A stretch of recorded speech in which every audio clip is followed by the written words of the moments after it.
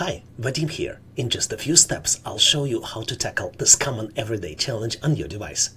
Very often, you'll find yourself needing to convert photos to JPEG format, whether you're processing photos from the trip, preparing a report, uploading it to the website, or simply trying to ensure compatibility across the devices. Let me share with you the easiest method to do it in Windows, and you will not need any extra software. I have multiple pictures on the desktop. They all are in a different format. We can open File Explorer in Windows to view picture details. All you need to do is click on the icon of File Explorer, and then navigate to the desktop folder. Here you can see pictures in BMP, TIFF, GIF, PNG, and HEIC format. All of these formats are widely used and can be opened in the Paint application in Windows. To do it, let's go back to the desktop and open Paint app. What you can do now, you can drag the picture and drop it into Paint app. Here it doesn't fit on the screen, but you can change the zooming so you can see the entire picture.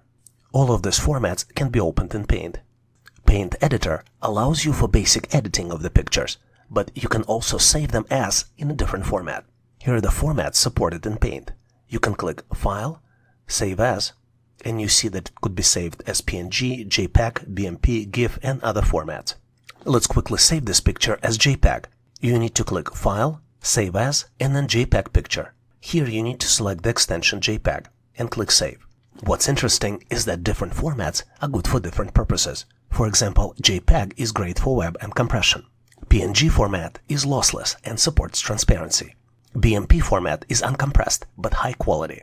And HEIC format is native for iPhones but less compatible. Couple other tips. When saving, make sure to give the picture new name so you're not overwriting the original. If you have many pictures, you can repeat this process for each image individually. But for many files, you can also consider using a bulk image converter tool or automate using PowerShell. You can also confirm the file conversion in File Explorer. Once your image is saved, make sure to check the destination folder.